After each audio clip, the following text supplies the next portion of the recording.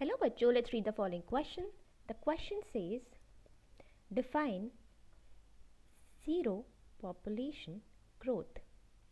अब यहाँ जो हमारा की कॉन्सेप्ट है that is population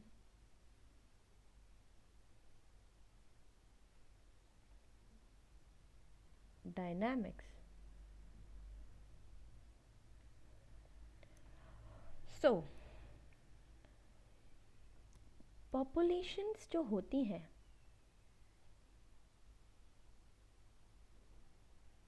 पॉपुलेशन का मतलब होता है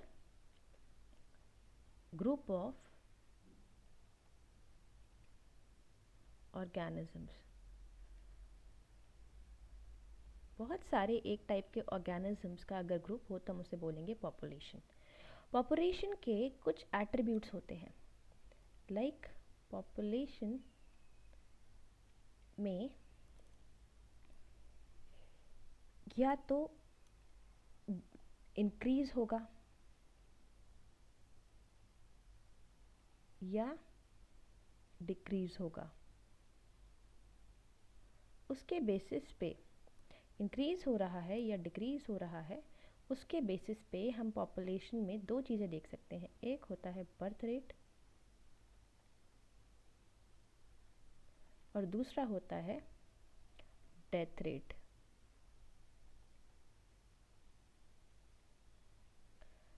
सो पॉपुलेशन में कोई भी पॉपुलेशन है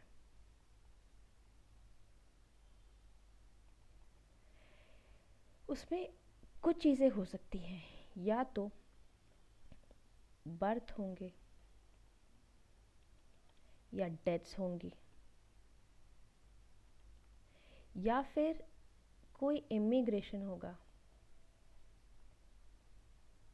या फिर कोई एमिग्रेशन होगा.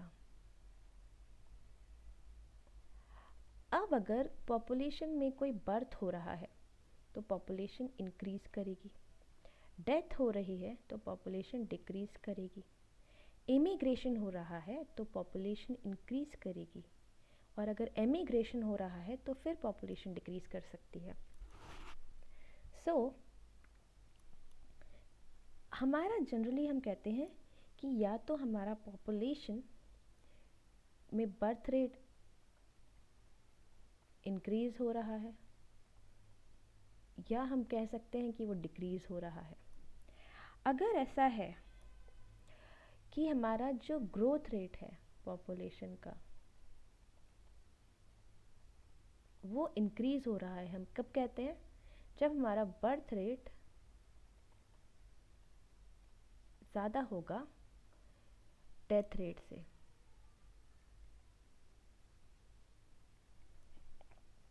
राइट?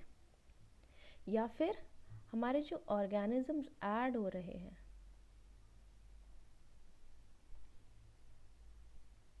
वो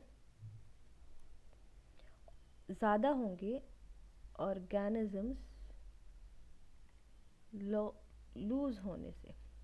मतलब कि ज़्यादा ऐड हो रहे हैं और कम लूज़ हो रहा है तो हमारा ग्रोथ रेट जो है हाई है, हम ऐसा बोल सकते हैं. राइट? पर अगर हमारे जो ऑर्गेनिजम्स ऐड हो रहे हैं